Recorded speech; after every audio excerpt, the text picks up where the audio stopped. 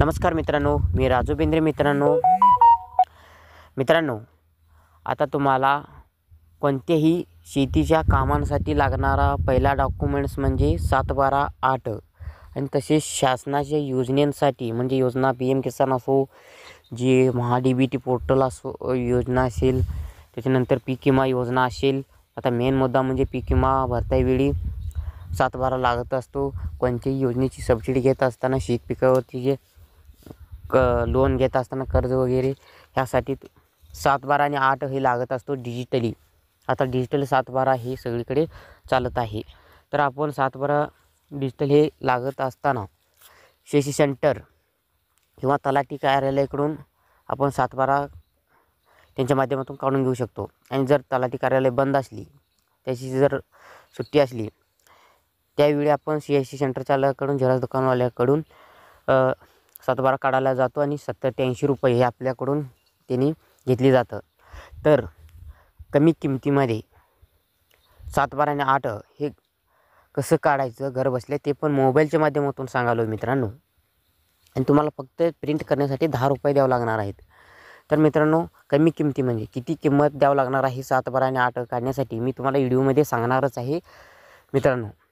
आणि ही पण मोबाईलमधून कशी काढायची ते पण सांगणार आहे. तुम्ही फक्त तुमच्या खिशातील जर पैसे वाचवायचे असेल तर हा व्हिडिओ तुम्ही शेवटपर्यंत पाहायचा आहे. आणि शेतकरी मित्र असेल तर व्हिडिओला लाईक करायचं आणि चॅनलला सबस्क्राईब करायचं. तुमचे शेतकरी जवळचा शेतकरी मित्र असेल त्याच्यापर्यंत व्हिडिओ शेअर करायला विसरायचं नाही. आणि आपल्या RB Tech मराठी यूट्यूब चॅनलवरती कोणी जरी पहिला असेल तर चॅनलला सबस्क्राईब करायला फक्त विसरू नका.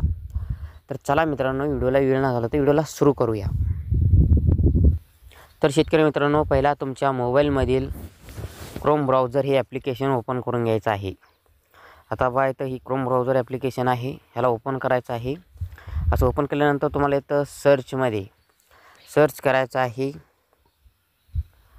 7/12 महाराष्ट्र असं सर्च करा.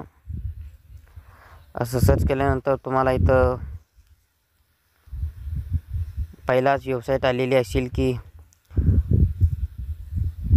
भूलेख महाभूमी, ह्याच्यावरती क्लिक करायचं आहे. याच्यावरती क्लिक केल्यानंतर तुम्हाला असं वेबसाईट दिसेल. तर तुम्ही ह्या वेबसाईटवरून तुमची कच्चा 7/12 हे चेक करू शकता. आधी तुम्हाला जर 7/12 नंबर माहीत नसेल तर इथं चेक करू शकता. आता मी इथं डिजिटली 7/12 काढणार आहे. डिजिटली सायनेड 7/12 बा इथं झूम करून दाखवत आहे.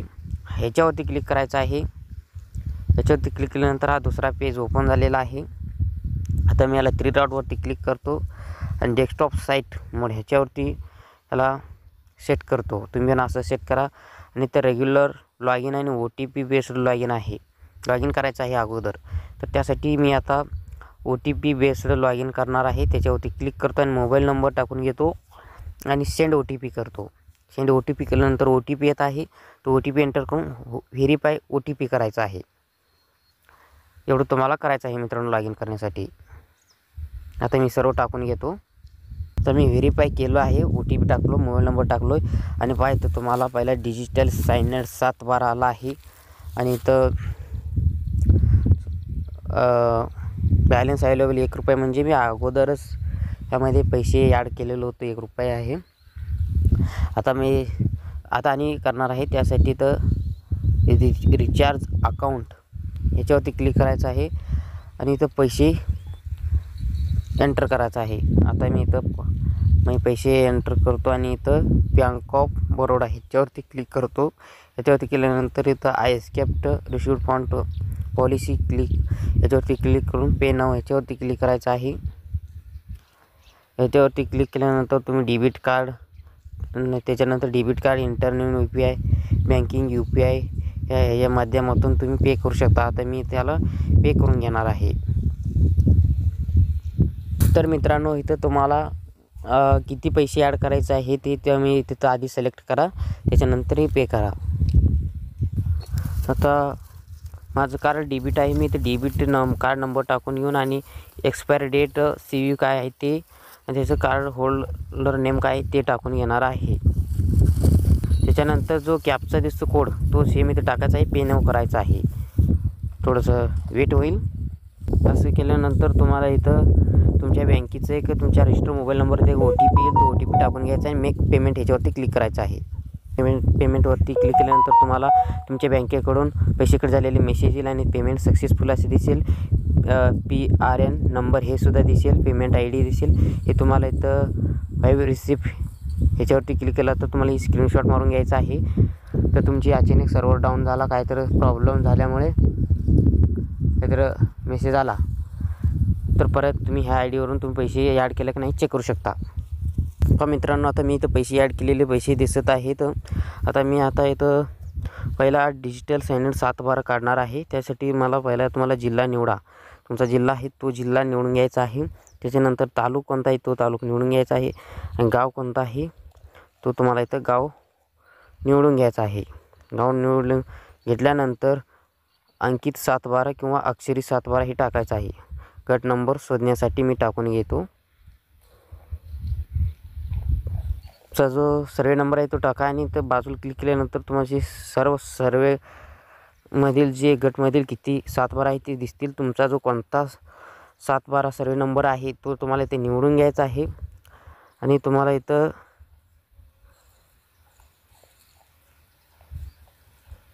ओके करायचं आहे. इथं नवीन एक ऑप्शन आलेला आहे, पीक पाहणी केलेल्या शेवटच्या 3 वर्षाचा डाटा, पीक पाहणी केलेल्या फक्त शेवटच्या वर्षाचा डाटा, पीक पाहणी ऑनलाईन आल्यापासून सर्व वर्षाचा डेटा. आता तुम्हाला जो कोणत्या वर्षाची पीक पाहणी केलेला डाटा 7/12 पाहायचा असेल तो तुम्हाला इथं सिलेक्ट करायचा आहे. मी आता सिलेक्ट केलेला आहे. त्याच्यानंतर इथं डाउनलोड ह्याच्यावरती क्लिक करतो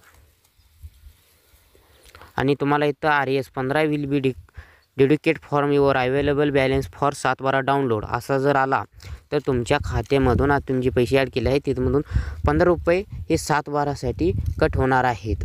आता ओके करतो.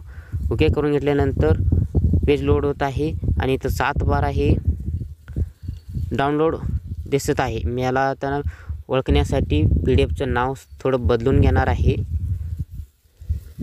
मी PDF डाउनलोड केल्यानंतर हा 7/12 ओपन केला आहे. तुम्हाला इथं पहा डिजिटल सायनड ग्रीन आलेला आहे. मोबाईलमधून किंवा कॉम्प्युटरमधून कुठूनही काढा, लॅपटॉपमधून काढा, अशीच 7/12 निघणार आहे. पहा इथं आपल्या खातेदाराचं नाव आलेलं आहे आणि आपण इथं हे 7/12 कधी काढलेला आहे याची सुद्धा तारीख इथं दिसत आहे. पहा इथं QR कोडच्या बाजूला 7/12 डाउनलोड दिनांक 21/11/2024 10:08 AM ह्या टायमाला आपण इथं 7/12 डाउनलोड केलेला आहे. हे 3 महिन्याचे वैध आहे, 3 महिन्यापर्यंत चालणार आहे. मित्रांनो, बॅक आल्यानंतर तुम्हाला जर डिजिटल सायनड 8 काढायचं असेल तर डिजिटल सायनड 8A ह्याच्यावरती क्लिक करायचं आहे. ह्याच्यावरती क्लिक केल्यानंतर तुम्हाला इथं पाहायला दिसेल परत जिल्हा तालुका हे निवडून घ्यायचं आहे. मी फक्त 15 रुपये हे ॲड केलं होतं. आता परत 15 रुपये ॲड करणार आहे ह्या 8साठी. त्यासाठी परत रिचार्ज अकाउंट ह्याच्यावरती क्लिक करतो आणि परत पैसे ॲड करून घेतो. बँक ऑफ बरोडा ह्याच्यावरती क्लिक करून एस्केप करतो. पे नाव ह्याच्यावरती क्लिक करतो. मग जे सेम प्रोसेस केलं तेच प्रोसेसन मी इथं परत पैसे ॲड करणार आहेत. तसे तुम्ही सुद्धा करू शकता. तर नसेल तर तुम्ही एकाच वेळी 30 रुपये ॲड करू घेऊ शकता. तर मित्रांनो, तुम्हाला इथं जिल्हा निवडायचा आहे, तालुका निवडायचा आहे, गाव निवडायचं आहे आणि खाता नंबर किंवा फर्स्ट नावाने. आता मी इथं आपला जिल्हा निवडून घेतो, त्याच्यानंतर तालुका निवडून घेतो, तर गाव हे निवडून घेतो. हे निवडून घेतल्यानंतर मी आता इथं लास्ट नावाने शोधणार आहे. त्यासाठी तुमचं लास्ट आडनाव आहे तो सिलेक्ट करतो आणि बाजूला क्लिक केल्यानंतर बाहेर क्लिक केल्यानंतर इथं नाव निवडा ह्याच्यावरती क्लिक करा आणि तुम्हाला जे तुमच्या आडनावामध्ये जेवढे खातेदार आहेत त्यांची सर्वांची इथं नावं दिसत असतील. आता मी इथं आपला कोणता आहे तो निवडून घेतलेला आहे आणि परत डाउनलोड ह्याच्यावरती क्लिक करतो. आणि ओके करतो. परत 15 रुपये इथं कट होणार आहेत. पाहतो मी याचं जर नेम चेंज करून घेतो आणि डाउनलोड करतो. तर मित्रांनो, आता डाउनलोड केल्यानंतर याला ओपन करतो ड्राईव्ह फाईलमध्ये. पाहतो हा 8 डाउनलोड झालेला आहे. अशा प्रकारे 8 आहे. तर शेतकरी मित्रांनो, अशा प्रकारे तुम्हीसुद्धा घर बसल्या अगदी 30 रुपयामध्ये तुमचं 7, 12, 8 हे दोन्ही काढू शकता अगदी मोबाईलच्या माध्यमातून. मी आता तुम्हाला कसे काढायचे हे सुद्धा सांगितलेलं प्रोसेस संपूर्ण योग्य पद्धती आहे. कोणीही काढलं तरी असंच काढू शकतात. आणि तुम्हाला प्रिंट करण्यासाठी 10 रुपये, टोटल 40 रुपयामध्ये तुमचा 7, 12 हे निघतो. कोणत्याही कामासाठी वापरा, कुठेही अडचण येणार नाही.